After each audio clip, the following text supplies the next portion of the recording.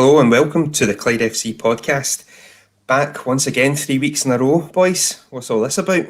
You get used to this? Don't know about you. It's the future. It is the future. And not only that, we actually have football on the horizon. It's not a mirage. It is on the horizon, although there are obviously some caveats to that, which we'll come to. So, obviously, I'll do the introductions first, and we'll go to yourself. Craig, how are you doing? I'm doing well. You guys all right? Yeah, smashing, mate, smashing. Good. My usual right-hand man, Boycey. John Boyce, how you doing? How are we doing, actually? Not too bad. Looking forward to discussing tonight the return of football. So, hope everyone's ready. Good stuff. We do have a guest joining us tonight, and we have Clyde defender Tom Lang waiting in the wings. But first of all, we'll just do a very brief recap of what has been a quite busy 7 days in lower league Scottish football, League 1 and League 2 specifically. So we have been given the green light to resume football on the 20th of March. It was a week ago now, I believe Jason Leach announced that teams were free to start training, or they were hoping that teams would be free to start training soon. And it has gathered quite a bit of momentum in the last few days. There are some things that still need ironed out. Now, there are merits to a lot of the different opinions that many people have on this. A lot of people wanted null and void. And I do get that, because there's a lot of pressure over the next 2 months to get these fixtures fulfilled. Yeah. Personally, I am happy to see football return. I'm not sure about yourself, Craig. How are you feeling? Absolutely delighted to see it back. I can't wait to get back pitchside. Although I'm surprised. I really, really am surprised. I just couldn't see it happening. And then all of a sudden, within a week, we're almost back. You know, training looks like it's set to resume, and we're away. It's been a big surprise. Yeah, I think I had a few reservations myself. I've spoken about in the podcast the last few weeks about finishing the season, and we probably wouldn't be able to do it. But as we'll probably touch on in a wee minute, Paul, you know, we've had a lot of kind of good news coming out of the SPFL, that they're actually listening to the clubs that are going to be playing those games, and you know, we're going to have a potentially shortened season, which could work. Still a few wee things to iron out, but could be a good thing. Yeah, and I think at the moment the good news is that there's a dialogue between the SPFL board and the clubs. You have 20 clubs united, I believe the word that was used in the statement, which we'll obviously come to in a wee bit more depth later. You don't get that often in Scottish football, so I think it's well worth pointing out that getting 20 football clubs singing from the same song sheet is no mean feat. Yep, fair play to everybody that's been involved in trying to get that together from all the clubs, because that couldn't have been an easy feat, especially having to do it over Zoom, I would imagine, as well. Yeah, So no, they've done really well. And there is a common goal here, and it's not just obviously making sure that football restarts, that this is the livelihood of the clubs, potentially at stake for some instances. Obviously, the income streams will be still lower. You're not going to have fans in the gate, as we would all love. But if it's just £10, £12 for your stream or whatever, it's still income that the club aren't getting at present. So I think we just get Tom in just now. Yeah, get the introductions on. So, I believe he's waiting and ready to go. And here he is. Tom, how are you doing, sir? Yeah, not bad. How are you guys? Yeah, Right, good. Looking forward to the return of football. How are you and the boys feeling ahead of, I believe, training is good for tomorrow, I think. Am I right in saying? Just went to get a text back, but we all got tested yesterday, so I presume so. But yeah, no, we're all delighted. I wasn't sure, like yourselves, if it was going to be back or not. Obviously, the longer it was going, you were just trying to work out in your head, how are we going to fit all these fixtures in? Still, however many games left. So we're delighted. It's just about obviously now hitting the ground running. Hopefully, everyone's been keeping fit, because obviously, like we were talking about just there, the games start thick and fast. So need to be ready, but really looking forward to just a bit of normality for the lads and myself, and hopefully can make you guys a little bit happy on a Saturday and a Tuesday and a Thursday maybe now.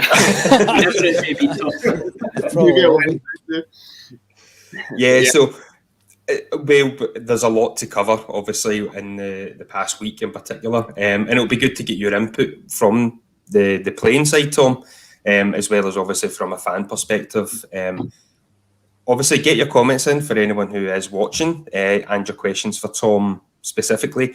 In the second half of the show, we will do a wee spotlight on Tom, your career, and obviously your career with Clyde specifically, because this is a Clyde podcast, so there's lots of good memories to look back on.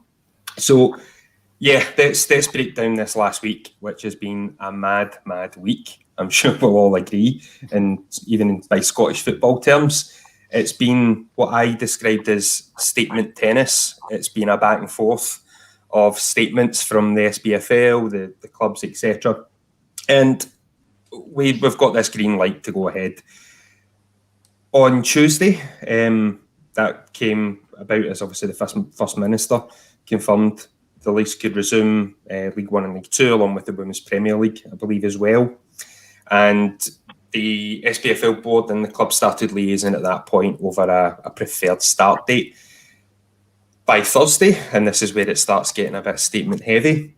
And Boise, I believe you've got some of the snippets for the statements to go through and break down. The 20 League One, League Two clubs released this united statement that we talked about with a proposed plan to finish the season, which included pushing back the playoffs by a fortnight. And that is a 22 league season. So it would be 18 games, then a split of top 5, bottom 5, and who would then play each other 4 times or another 4 rounds of fixtures. Now, I think we'll stop there before we go into the SPFL's retort and their statements thereafter, because that's where it starts getting a wee bit murky. Tom, I'll come to yourself first. From a player's side, do you have a preference on numbers of fixtures, or will you just kind of take the steer and deal with it as best we can? Well, see, I think it depends where you are in the season, where you are in the league. Sorry, I think it really does make a difference to what you want for the rest of the season. If you're flying in the league, then obviously you're wanting 8 games because that's closer to finishing for you where you are in the league position. So for me, I'm happier. Personally, I'm sure most of the boys are too, to play more games to try and elevate ourselves in the league table. Obviously, the 27 games just wasn't possible. You couldn't fit that amount of games into the space. So for us, I actually think the 22 games is the best option we could have had. It gives us enough time to, listen, we play our 2 games in hand with 1 point off playoffs. So you can't really look at it like that. But in the same sense, there's still now plenty of time where we can rise up the table and hopefully do well. Whereas 18 games, you're looking at some teams have only got 7 games left after that. So I think there's every chance then to have still a successful season, and it's not as rushed as maybe it would have been if it was 27 games. And at least it's still possible, if you know what I mean. So yeah, I'm happy. I'm fine with. I'm sure obviously it'll take a lot of now dedication to the end of the season from everything outside of football, how you're eating, sleeping, everything, recovery, to get the games in Saturday, Tuesday will be a lot for a lot of the boys. So it's just about living right and just for a couple of months now trying to do as well as we possibly can. But yeah, I'm looking forward to it. I just want the football back. That's all I care about. I'm going crazy in the house on my own at the moment. So yeah, so delighted. Boise, what was your take on the proposal then?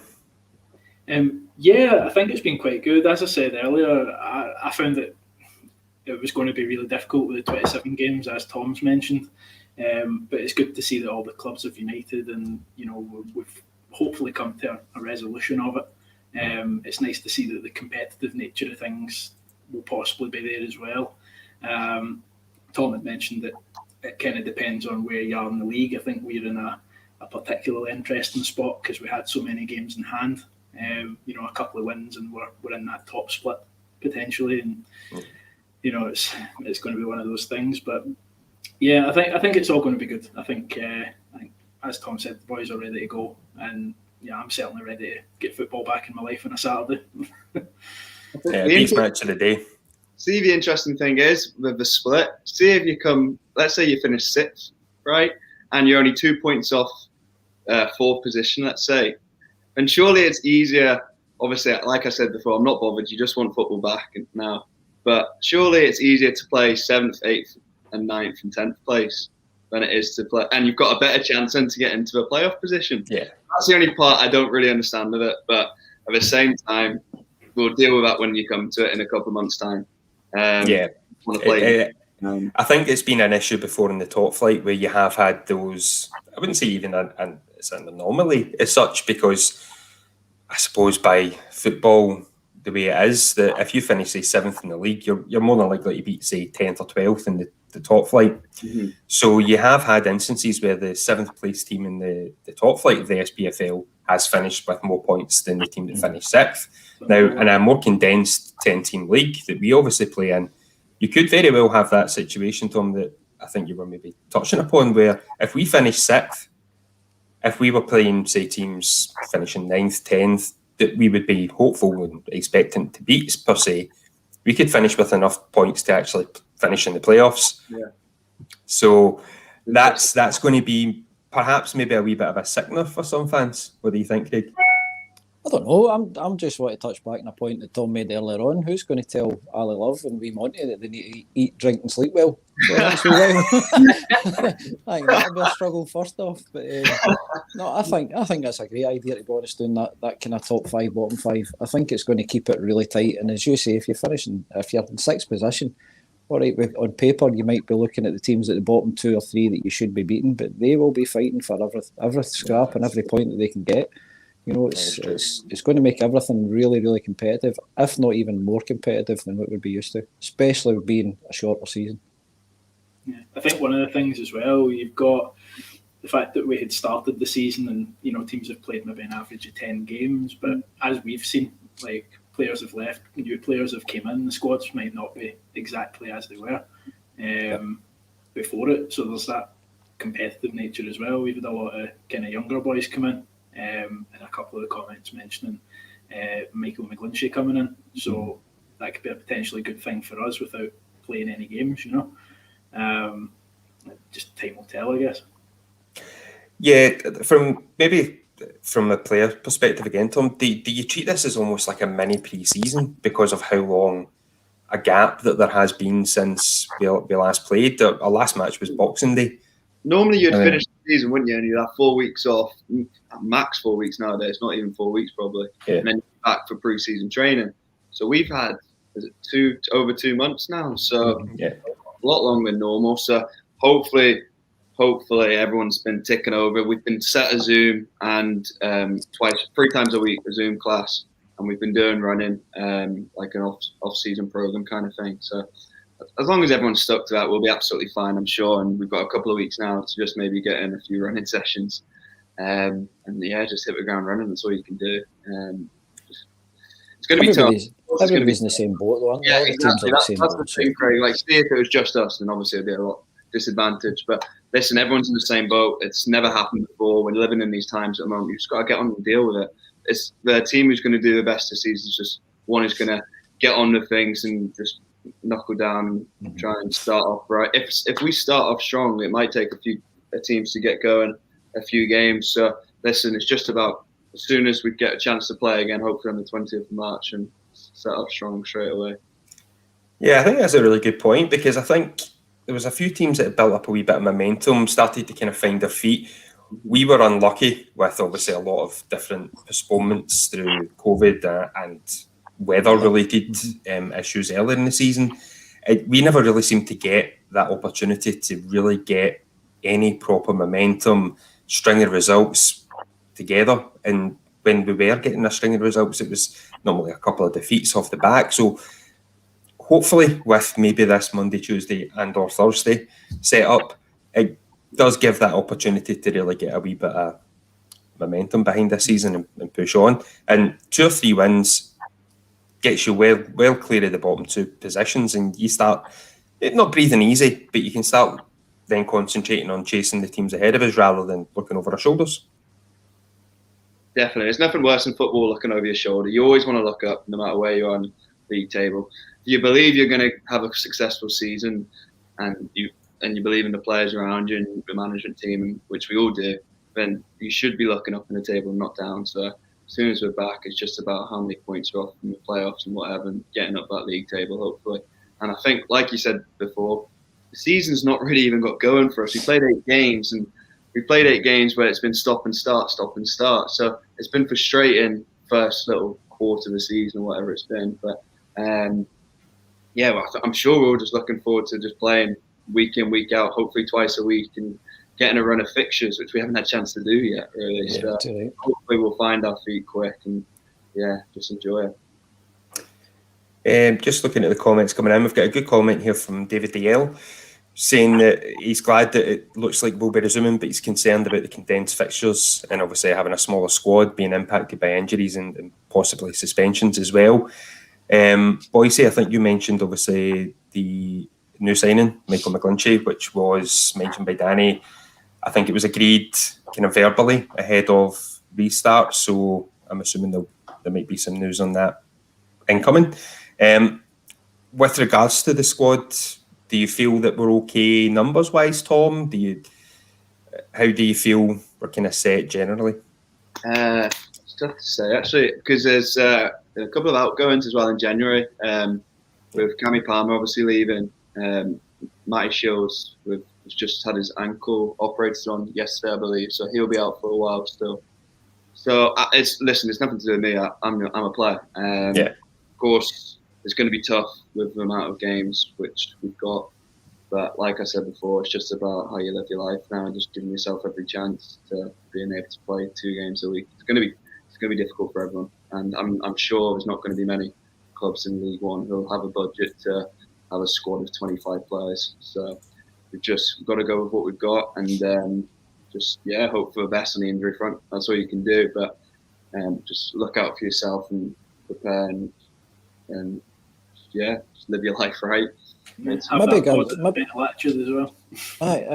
a couple of players that were on more of the fringe or more of the periphery of the team the opportunity when it's game after game after game. They're going to have to be ready and they're going to have to be fired up and ready to go. So we'll give them a chance.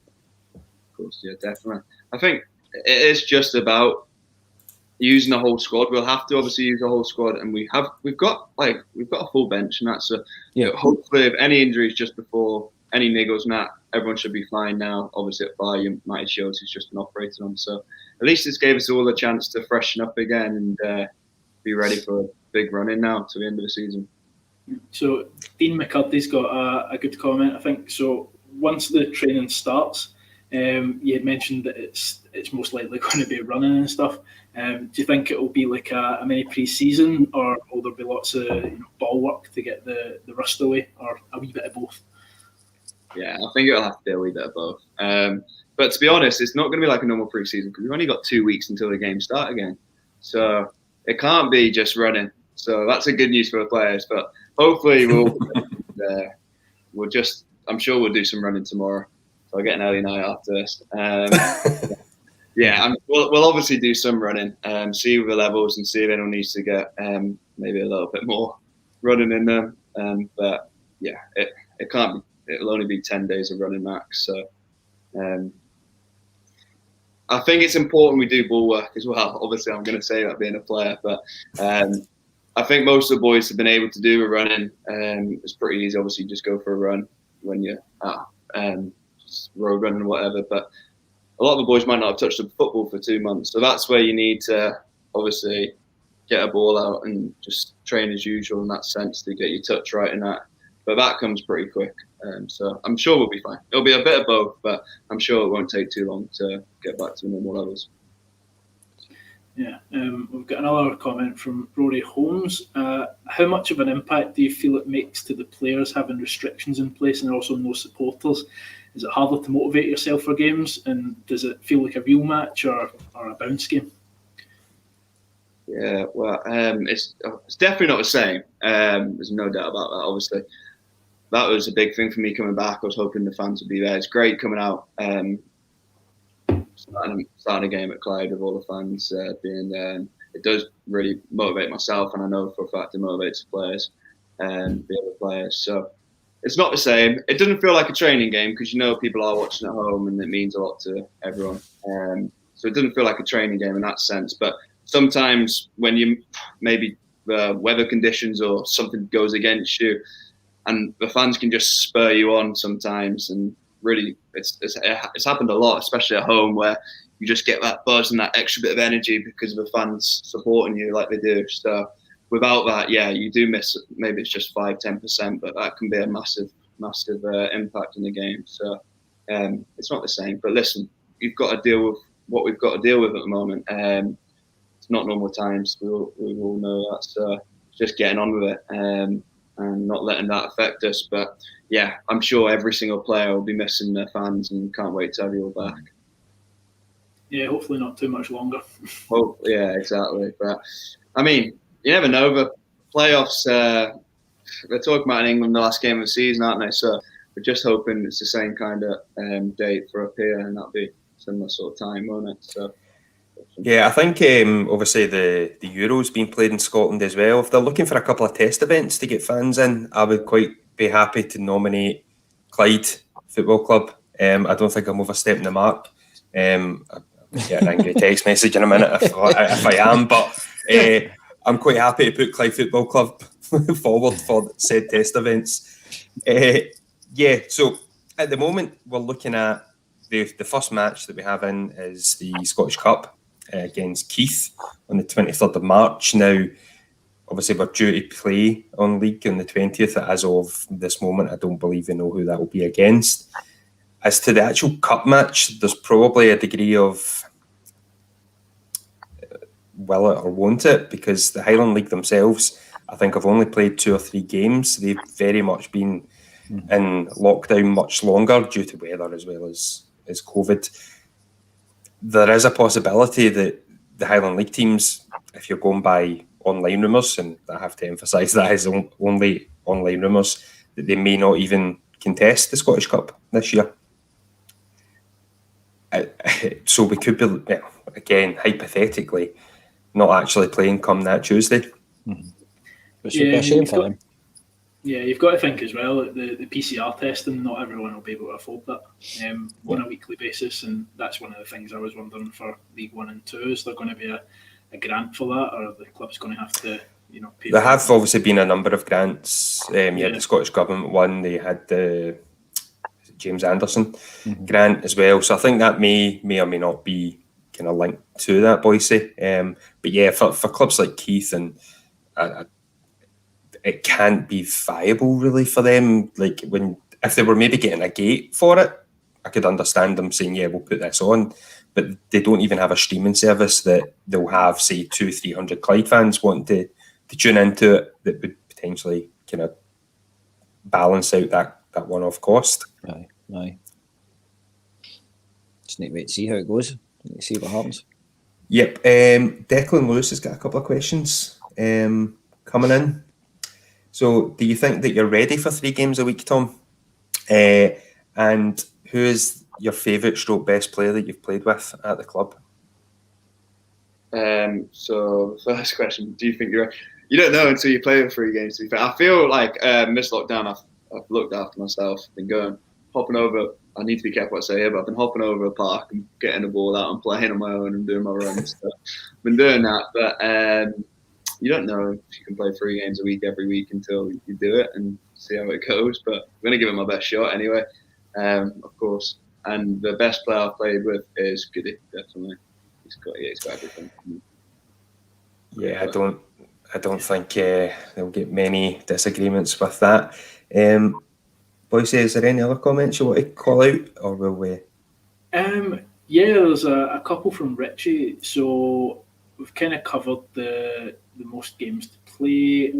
See if we get a Glamour away cup tie. Do we get half the PPV money? I think we do. I think you do. I think we do. Yeah. How rubbish that, you get Celtic or Rangers away and you can't go to that would be a lot, wouldn't it? Could be a blessing. You could turn it off if it wasn't going the right way. You're not meant to say that when we get one of the players on, Boise. Jeez. Well, we were lucky, obviously, that we got the Celtic Cup tie before lockdown. How was that match for yourself, Tom? You were, I think it was fair to say, man of the match in a Clyde jersey. What was your kind of overriding? Everyone was happy after the game, saying I played well in that. I was raging because we lost 3-0. I wasn't. No, obviously the experience was great, and the fact it was superb walking out and seeing Broadwood full. I had never experienced that before. So obviously the playoff final, it was amazing, and don't get me wrong, the atmosphere. I preferred the atmosphere actually, the playoff final, because obviously that was all the Clyde fans. But wow, it was so cool coming out of Broadwood, and every stand was packed and brilliant. But yeah, obviously they were top class, and I thought we did quite well, to be fair. But if it wasn't for a win, I reckon we would have nicked a draw. But no, it was a great day for everyone involved in the football club, and I'm glad it would have made the club a lot of money, hopefully. So yeah, which was important. Yeah, it was quite a change from the previous round. We were away to Bonnyrigg, which the conditions were equally poor, but I think that was more underground. I think that was your first match when you were coming back to us, wasn't it, Tom? How did you enjoy that? I hadn't played in like 4 months because obviously I was at Dunfermline, didn't get a chance, and then I was coming back from injury, and I hadn't even played like a reserve game or anything. Danny was like, "Oh, you're going straight in." I was like, "Right, okay, brilliant." But I hadn't really thought about like the conditions or anything like that after half an hour, because at one point I thought we were probably the more dangerous team in that time, and I was like, "What's going on here?" It was tough. It was a really tough game actually. That was, and obviously Ali come on and scored the goal, and it was a massive relief at that point because they were a lot better than I actually thought they would be. Bonnyrigg. I always check out for results now and I've noticed actually I don't think they ever lose at home. They literally never lose at home. No. That doesn't surprise me because I thought they were I thought we played quite well, but it was just such a hard physical game. Especially for my first game to come back into. So, but listen, it was an experience, and I'm sure, like if we do play against Keith, I'm sure in the back of my mind now, at least I'll know that you need to be ready and roll up your sleeves kind of fixtures, because a football game's never easy. Like you go to these places and they give everything they can possibly give, and half the time that's half the battle in football, just having a good attitude and really wanting to win, and we've got half a chance. So. If that game is on against Keith, and we'll have to be ready and make sure we're all ready to roll up the sleeves and put in the performance, because it'll be difficult. Guess that's why we all love the Scottish Cup. You go to these places and they dig in and they're compact and make it a difficult game. Unfortunately, I missed your first game back, Tom. I was you're not there, Bonnie. No, I never saw it. It was too muddy for Boise. Don't know what he's new got. Certainly was muddy. But yeah, Bonnyrigg Stadium, how it's so tight as well around it, and and the pitches like that. Yeah, it was great. Yeah. I won't say the crossbar's about 2 foot higher than that. It was magic. It was mental. Andrew Rennie just saying that I thought a draw Bonnyrigg Rose, but it was a great win, and obviously it was a big windfall for the club getting Celtic in the next round. Now, we've probably reached the half-hour spot, so we're going to turn the spotlight on to yourself, Tom, and I'm going to hand over to Craig. Now, you'll be used to Craig grilling you with a camera on a match day. He's going to start throwing some questions your way, and obviously, for anyone watching, please do keep submitting your questions and your comments for Tom.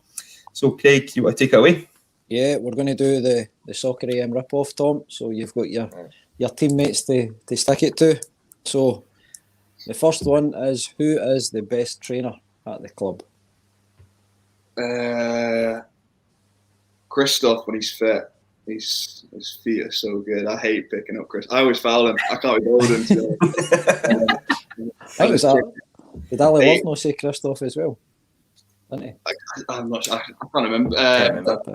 He definitely, his feet are ridiculous. Goody's obviously hard to mark and that, but you kind of know Goody's game, whereas Christoph just does step overs for fun. Like, I'm sure he's sleeping, he's got a ball at his feet doing step overs. He's honestly got the quickest feet I've ever seen in my life. But in training, I can't be bothered in training sometimes. I just go straight through him. Love the honesty. Right, so on the flip side of that, then, who's the worst trainer? Everyone's quite good in training, to be fair. Oh, that's too easy. You need to go off the fence, Tom, because... Listen, let me come back to that one at the end. Okay. We're not letting you away that easy. Right, you might have already... so long, I can't remember. That's a good point. You might have already answered this. Who's the most skillful? Yeah, Christoph, definitely. Yeah. Right then. The biggest moaner.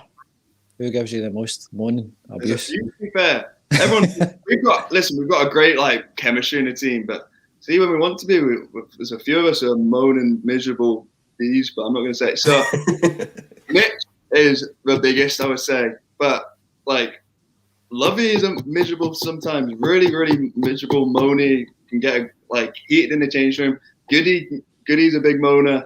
I'm a little bit of a moaner. I wouldn't say I'm bad. Yeah, but that's 4 already. we'll stop at that. Lamonti's a moaner.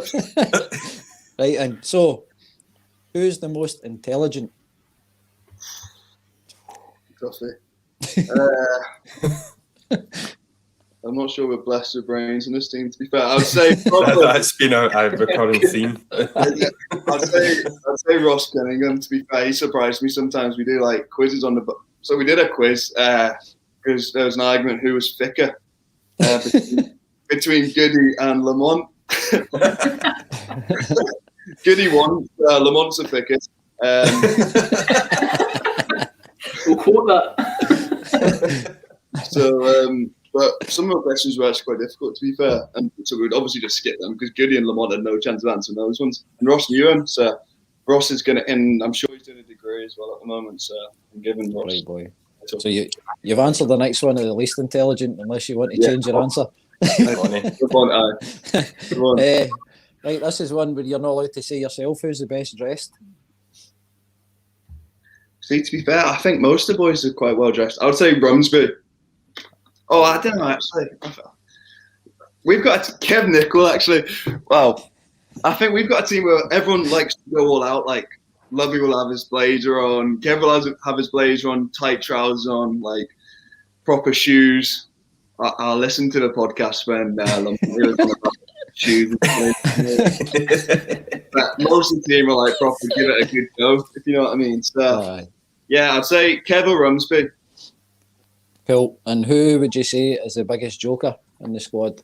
Love it, definitely. You make people like you can have a bad session and you're annoyed, or after a game and you're annoyed, and you come back on a Tuesday for training and he just brightens up the place. You know what I mean? Like you could just be right down and he just makes you feel better, and it's just always up for a laugh no matter what. So yeah, definitely love it. Brilliant. See, we'd have Love quite a few times. I thought Murray would be up there as well. Yeah, but Maury's mad, but like Lovey is mad, but I don't know. Maury's like constant, you know what I mean? Like even sometimes you're like, oh, Maury, just calm down a bit.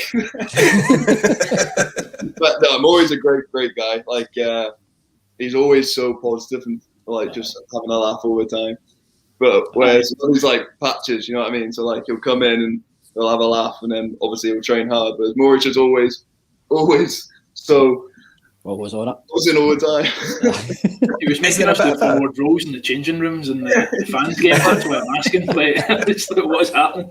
You need people like that in the dressing room, though. Like, see, I played at places before where it's been so serious, and then sometimes you just get bogged down, and like, if things aren't going maybe as well as they could do, then it's just not a positive place to be. Whereas you should never get too high or too low, I think. And with Clyde, you've got some characters who can always just bring it out and just have a good laugh no matter what.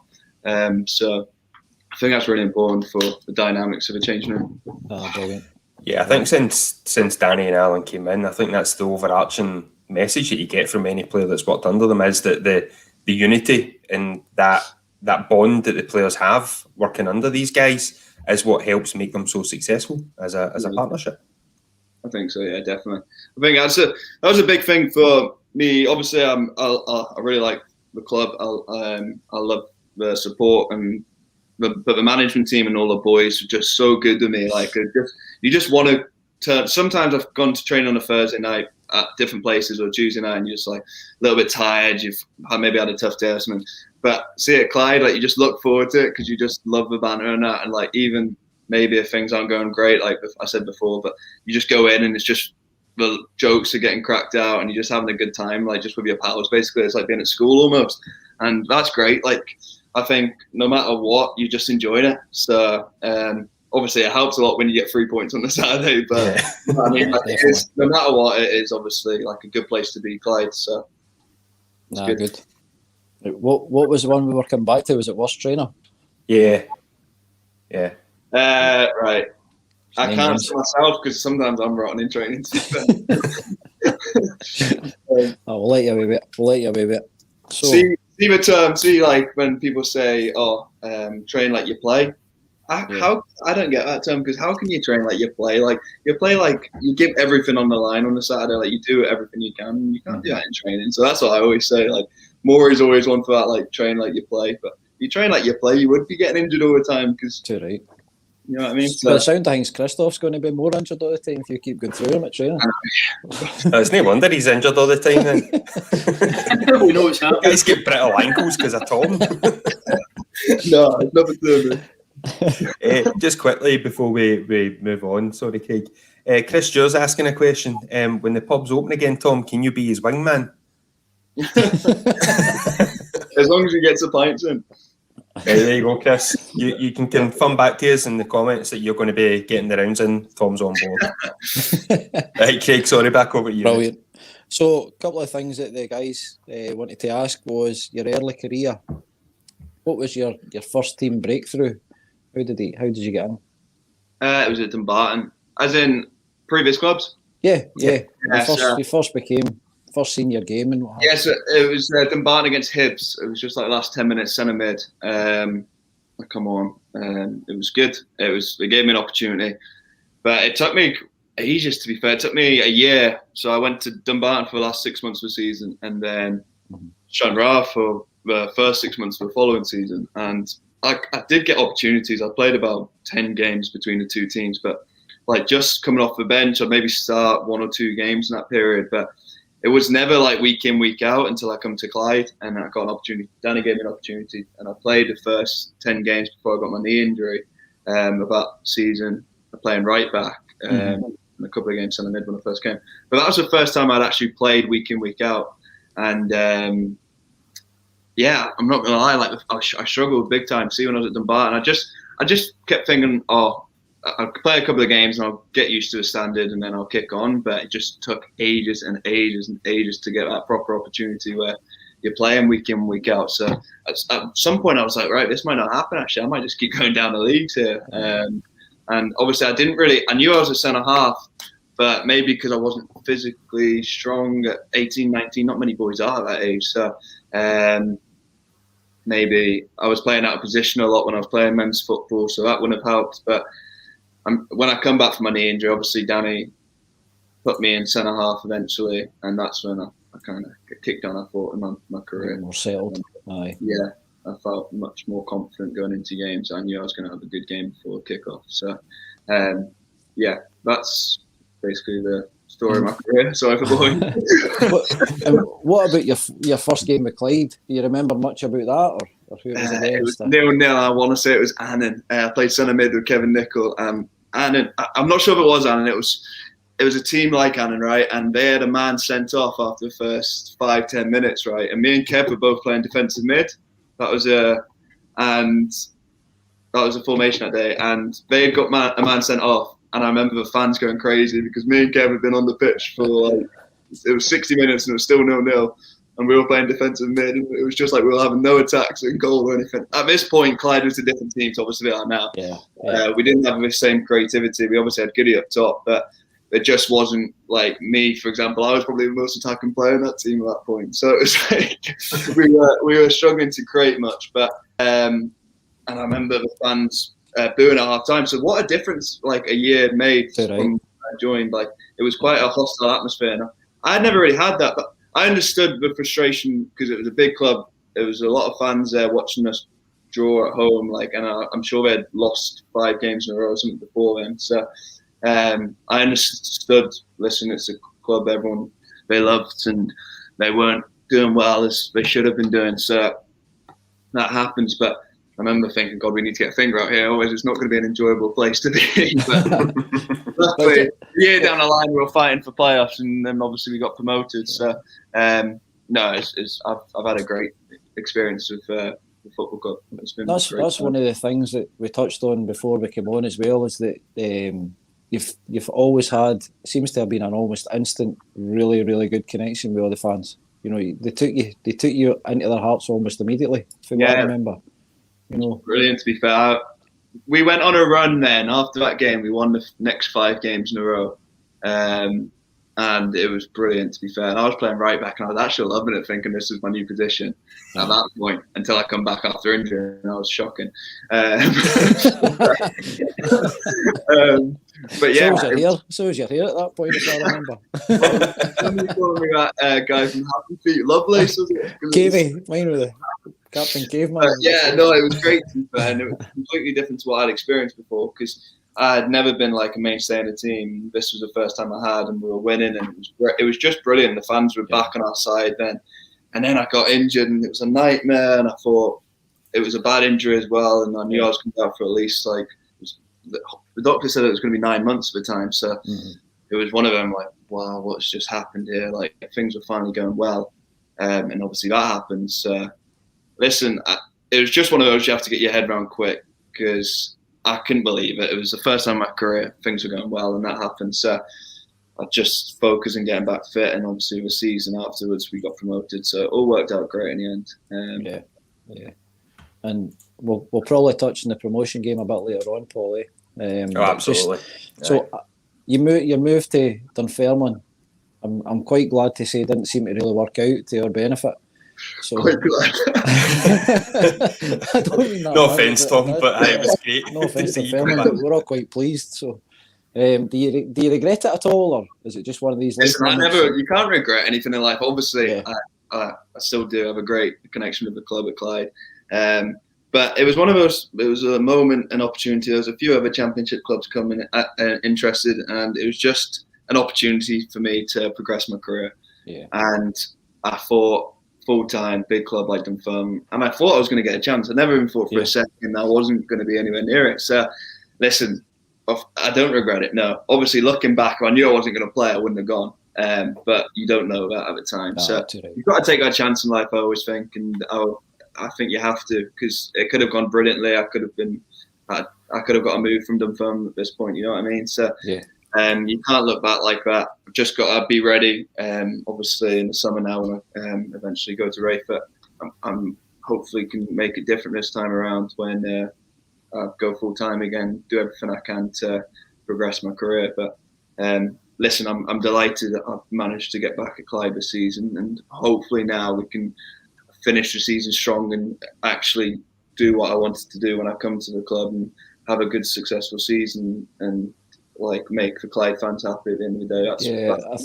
I think you're in a kind of unique position where you've left a couple of times, but the times that you're left and obviously leaving again, every Clyde fan wishes you all the best. I don't know anybody. Yeah, I really appreciate that. That's why it was so easy for me to come back in the summer, because I knew the Clyde fans wouldn't have any problem with me, and that made it a lot easier. Because at the end of the day, if I had left and it had been bitter and the Clyde fans had been whatever to me, then it might have been a different situation where I'd have thought, oh, you know what, maybe see the other options. But to be honest, this season I didn't think it would have stopped, but I knew it was going to be a short season where there's 27 games. Hopefully I can play week in, week out. I can enjoy it being at a club I really, really enjoy playing for. So I knew when Dunfermline didn't want to play me, they told me I wasn't going to get a chance, basically, that I wanted out and I wanted to go back to Clyde and just play games and enjoy the season. So hopefully we can still enjoy the season, because there's still plenty of games. Too right. So we'll move on to the promotion game, Paul. Boise, I think you had a couple of comments I think you might wanted to call out. So before Declan's question, I just want to echo this as well. A big thanks to Tom, Danny, Ali and Craig for paying their respects at Craig McLaren's funeral procession during the week. It was a lovely turnout. A lot of Clyde fans paid their respects for Craig coming round. So just echoing that, Tom, thanks very much for coming through and being there for that. No, definitely, and I think there was a post on social media where the family were thanking all the everyone who obviously turned up across the procession, and a special thanks to the Clyde fans who put on obviously a great display with Clyde flags, and there was a fair crowd there as well. Obviously showing how much Craig meant to all the supporters. Yeah, absolutely. So Declan's question was, how was it playing for Scotland under 17s, which many people might not know? Yeah, it was great. It was Euros qualifications. We had I can't even remember the group. It feels like a lifetime ago. It's just now, but we're playing at Rugby Park against Serbia, I'm sure it was, and all my family, there must have been 20 of them, all watched the game. My uncle flew from America to watch the game, so it was a big, important game. My dad, who's been everywhere with me, all over the country, was there, and I managed to score, and we won 2-0. So it was just like one of those moments where it was like, that'll always live with me, stay with me. It was great, and I think that was the first time I really thought, I could be a footballer here, actually. I'm really enjoying it. I love playing football. It's what I want to do. Obviously, there's been plenty of hiccups along the way, but that was brilliant. It was great. We got to the semi-finals of the whole thing that year. So we played. Who did we play in the semi-final? Germany. It was Germany. Oh God, no, it wasn't. It was Holland. Sorry, it was Holland. We lost 5-0 that game, and that was a reality check because we'd beaten Germany at this point. We'd beaten Germany in the playoffs 2-1. So we'd been doing incredible. And then we played Holland. We were like, right, if we win this, we've got England in the final. We can beat Holland. half an hour in, we're 4-0 down. We're like, gosh. But yeah, it was a great experience, and something I look back on with good memories. You've always had good support for your mum and dad and your family there. I've seen them there a lot at Broadwood. Yeah, super. My dad, I don't think my dad's ever actually missed a game. Not one game. So there's a wee comment about your dad in the comments actually. Rory Holmes is asking, what were your thoughts turning up to Cowdenbeath when your dad was in amongst the smoke bombs? So allegedly. See inside the bus that day, right? That's so fun. So see inside the bus that day. We were all like, whoa, that's amazing. Look at all the flares going off. Like fans are mental, all this. Like, it's brilliant. All buzzing, right? And then Blair Curry's at the back of the bus and he shouts, "Tom, is that your dad?" The ringleader. He's standing there in the middle. He's not got a flare in his hand. I don't know how. But all the way around him. He's right in the middle of all the Clyde fans. But yeah. He loves it. How good was that day? If only we'd won the league, that'd have been brilliant. But the support that day was absolutely amazing. I think it was about 8 to 900 Clyde fans packed into that shed. It was rocking, absolutely rocking. It was superb. It was just so disappointing after being so good all season. Cowdenbeath away, it shouldn't be allowed in football. There's a lot that will agree with that. So there's a couple other comments for some great memories. So a couple, how many Partick Thistle players are still in your back pocket, Tom, from October? And one of my personal favourites, the Falkirk TV commentary. That's brilliant. After the perfectly good tackle you made.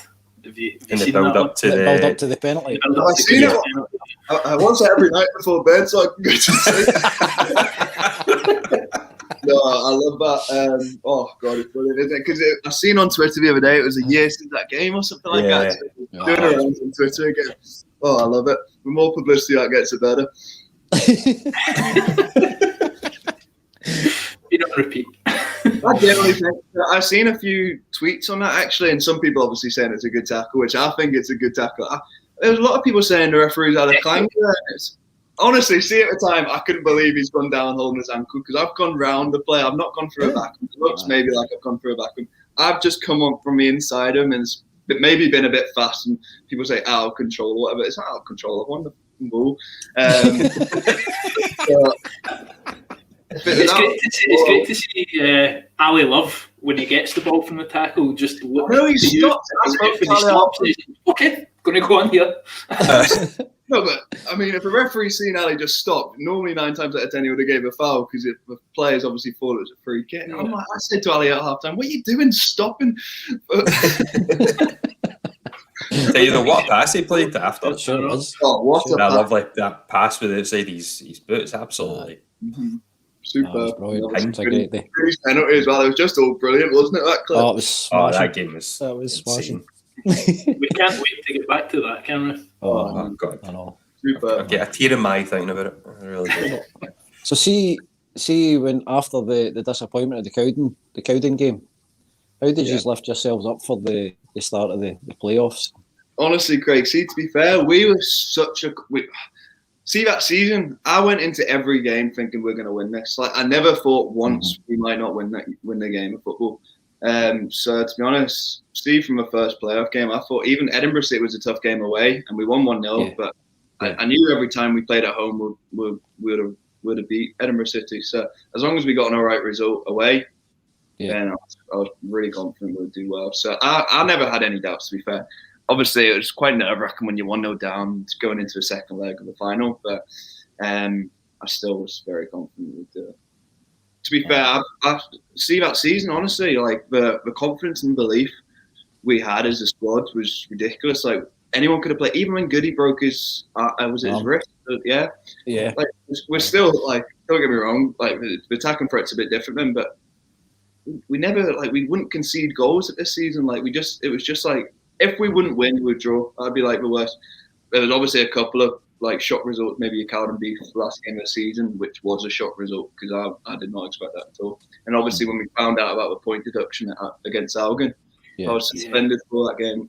But other than that, like the last 6 months of the season, we were superb and win literally every game. Peterhead, maybe we drew 3-3 with Peterhead at home. But yeah, that was a great season. From the second I broke into the team, I absolutely loved that season. It was brilliant. Yeah.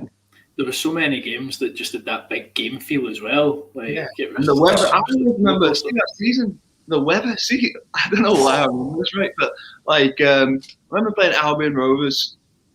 Was it in the rain? At home? No. It was at home. Maybe end of the season. Berwick Rangers. It wasn't. We won 5-0. And it was like 30-degree heat, and we had we were playing football. We were like, this is brilliant. Like 20 minutes in, you're 1-0 up, 2-0 up. You're like, let's just enjoy this, lads. Like when you score, you just say to the lads, like, listen, let's just go enjoy it, knock the ball around, and like just enjoy ourselves because this is class. Like you don't always get a team like that. Like a lot of teams don't play football in Scotland. It's just the way it is. They just like to play long ball. And listen, it works for a lot of clubs and fair play. But that season, and we still do play, but that season especially, the amount of football which was played was brilliant, I thought. And some happy memories from the playoff final for you as well. Yeah, super. I thought it was, to be fair, I actually thought I was having a bit of a stinker first, like 10-15 minutes of that game. Big that after it. Yeah, afterwards was Portugal for 3 days. Dangerous, to be fair, but no, it was great. And obviously the celebrations afterwards at the club and out in the town, and that was superb. It was great as well, like how the players and the supporters all could have a laugh together, and it wasn't just one set, like the fans and the players separately. It was all together, which was great. And like again, you don't get that many clubs, so no, that just makes the experience more special, and everyone's obviously enjoying it together. Yeah, the wines was certainly something to behold that night. I don't barely remember it.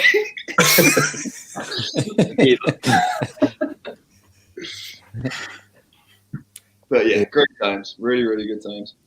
Rory Holmes is asking, did the players dread the inevitable pitch invasion after every last-minute winner? No. That's why we do it for a last-minute winner. It was brilliant. The amount of times McNiff scored a last-minute winner that season. Oh, it was insane. No. But, absolutely insane. Edinburgh City away in particular. Big Christoph scored. Ali just scored about 2 minutes earlier, and it was just madness, absolute madness. I think it came through. Sorry, Peterhead, it just dropped points away to Albion Rovers in like the last minute, and it was just absolute madness. And we were all like, "Right, title's back on. This is it!" Like there was out of nowhere. I think Edinburgh had about 2 stewards there, and they didn't know what happened. They didn't even know what was coming. That was something else. Good times. And your Sorry, goal, Craig. your goal against, was it East Fife you scored? You actually managed to get a goal in a Clyde shirt. I can't believe Long it. awaited as well. You seem to quite I enjoy that thought one. doing pre-season this year in training, I was like, I'm looking dangerous this summer. Like, at least I'm going to score quite a few goals this season. I can feel it. Well, to be fair, I keep forgetting there's only been 8 games, but so when I get back, I'm sure I'll score loads. Right, well, you've put it out there to a larger audience as well, Tom, so we'll hold you to that. Is that something that you're probably going to miss? You touched upon, obviously, that you are moving in the summer to Wraith and a pre-contract agreement. Is that something that you will miss, obviously, the strong bond that you have with the fans? Yeah, of course. It's like, it is special, it's brilliant. And this season, like we said before, it's not the same without the fans. So, yeah, of course. There's not really much else to say, but hopefully the Ray fans enjoy me and we can have a good bond as well. But yeah, Clyde's been absolutely superb from the time I've been here from the very start. So I can just say thank you to everyone who's made me feel so welcome. And yeah, it's been great. It's been great times. Only happy memories, really, to be honest. We're looking forward to your 4th visit back. The door will never be locked, Tom. We won't change the locks, mate. Don't worry about that. You'll always be welcome. We've got plenty of business to do before I leave. Exactly. You've still got a couple of happy memories still to make, hopefully, between now and the end of the season. Absolutely. What we say, was there anything else? I was just conscious of the SPFL stuff. There was a lot we were to cover just before we wrap up. Was there anything you were looking to maybe cover off that shut you down on? A few things that we've still to discuss and cover, I guess. So they've met on Thursday just to kind of talk about some requests. So the requests were to approve the league matches on the 20th, obviously, to delay the start of the League 1 and League 2 playoff matches, and the concerns about a 22-match season, including the split. So essentially, they've approved the start on the 20th of March, which is good. However, the board remain concerned regarding the realistic ability of League 1 and League 2 to complete the 22-match season and the introduction of a split. They were saying that such a fixture schedule would mean one club in each half of the split sitting out one round of fixtures post-split, including the final day of the season. So they're basically saying that it risks part-time clubs being required to play Saturday, Tuesday, Thursday, Saturday, and that taking into account that a minimum of one League 2 or League 1 club will reach the 4th round of the Scottish Cup. So essentially they're just saying there's a lot of fixture pile-ups that could happen and they're trying to find a way around it. There's a quote from the chairman, Murdoch McLennan, basically saying, "We're pleased that League 1 and League 2 clubs have come together to propose a way forward for the resumption of their season.